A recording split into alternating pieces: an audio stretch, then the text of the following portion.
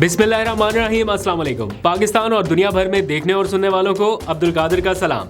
इस वक्त जब मैं ये व्लॉग रिकॉर्ड कर रहा हूँ तो पाकिस्तान के सोशल मीडिया पर सुप्रीम कोर्ट, नवाज शरीफ, लतीफ़ खोसा और द इकोनॉमिस्ट ट्विटर के ऊपर टॉप ट्रेंड है।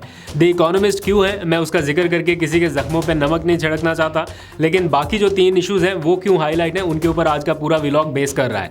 नवाज शरीफ साहब की नाअहलियत ख़त्म हो गई, ताहयात नाअहली जो थी वो ख़त्म हो गई, 5 साल की वो पूरी कर चुके, तो अब नाअहली की मुद्दत जो है वो 5 साल है। इसके ऊपर सुर्ख हुई हुई है टेलीविज़न चैनल्स की स्क्रीन्स के, ये ब्रेकिंग न्यूज़ है और आवाम का जो रद्द-ए-अमल आ रहा है या जो रिएक्शन आ रहा है वो भी कुछ ऐसा ही है। क्या ये ब्रेकिंग न्यूज़ है? क्या ये कोई सरप्राइज डिसीजन है? या जिस तरह का रिएक्शन आ रहा है, जिस तरह के तबसरे हो रहे हैं, क्या इस बात का पहले से इम्कान नहीं था या अंदाज़ा नहीं था, या आप दिल पे हाथ रख के बताएंगे क्या नहीं आपको पता था कि ये सारा कुछ होने जा रहा है? जिस दिन नवाज शरीफ साहब के जहाज़ की बुकिंग हुई थी पाकिस्तान आने के लिए, अभी लंदन उन्होंने छोड़ा भी नहीं था, तब से ये सारा कुछ पता चलना शुरू हो गया था पाकिस्तानी नेशन को कि ये होने जा रहा है। लेकिन बहरहाल ये जो सीरीज़ ऑफ इवेंट्स हुए हैं, या एक के बाद एक केस उनकी फेवर में, एक के बाद एक फ़ैसला उनकी फेवर में, ये सारा कुछ बाय डिफ़ॉल्ट नहीं हो सकता। मैं सिर्फ इस बात को मानता हूँ कि ये सारा कुछ ठीक है, कुछ चीज़ें उनके हक़ में गई हैं जो कि जानी चाहिए थी, जैसे कि 5 साल की नाअहली, मेरे अपने ज़ाती ख्याल में भी 5 साल से ज़्यादा की नाअहली नहीं होनी चाहिए। लेकिन टाइमिंग बड़ी मैटर करती है, फ़ैसला सुनाने की टाइमिंग क्या है, और फिर जो सीरीज़ ऑफ इवेंट्स हुए हैं उनको देख के ये नहीं लगता कि ये सब कुछ बाय डिफ़ॉल्ट ही हो गया, यानी ऐसा ही कि ये होना ही था या कानून और आइन के मुताबिक ये ऐसे ही था।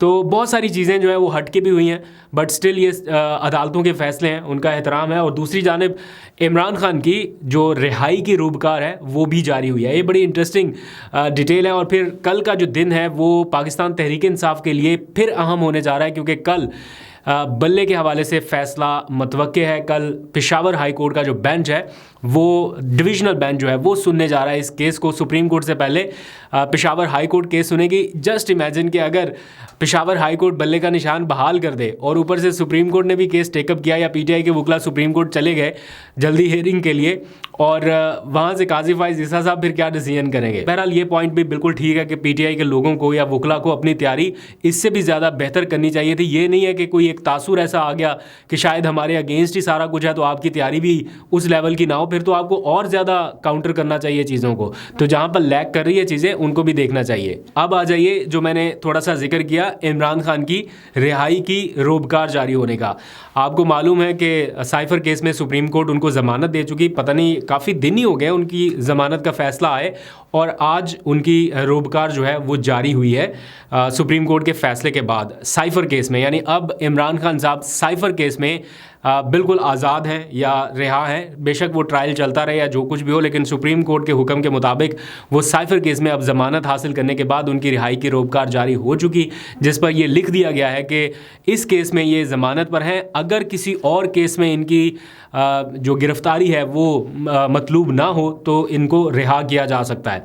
तो चूँकि अब इमरान खान साहब के ऊपर 2 मज़ीद केसेस हैं जिनमें उनकी गिरफ्तारी डाली गई है, तोशाखाना और 190 मिलियन पाउंड केस। वो शेर अफजल मरवत साहब कहीं पे मिसाल दे रहे थे कि ये दोनों जो केसेस हैं ये परवेज़ खटक जितने कमज़ोर केसेस हैं। तो परवेज़ खटक साहब से माजरत के साथ, उनको कोई तज़हीक करना मकसद नहीं है, लेकिन मिसाल शेर अफजल मरवत साहब की मैं कोट कर रहा था कि वो इस तरह फरमा रहे थे।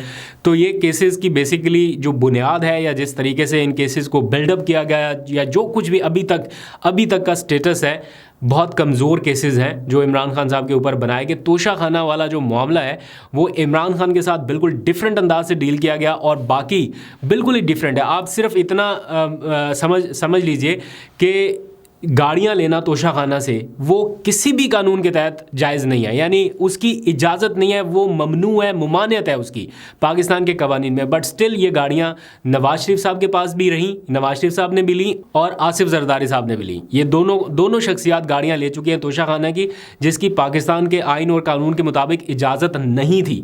इमरान खान को भी आपको याद होगा एक गाड़ी मिली थी, मलेशिया के वज़ीर-ए-आज़म महातिर मोहम्मद ने प्रोटोन एक्स नामी गाड़ी जो है वो तोहफे में इमरान खान को भिजवाई थी, लेकिन चूंकि कानून के मुताबिक वो नहीं रख सकते थे तो वो उन्होंने तोशाखाना को वापस कर दी थी।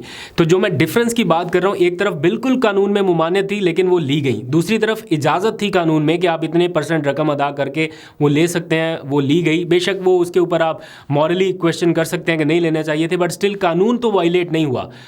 अभी भी उस केस में वो गिरफ्तार है। खैर वो कोई एग्जाम्पल दे रहा था कि 2 करोड़ रुपए का सारा मामला है और इमरान खान के लोगों ने 3 घंटे में कि शायद पता नहीं 2 घंटे में 10 करोड़ रुपए की डोनेशन कल इकट्ठी की है और इस किस्म के इल्ज़ामात का उन्हें सामना है।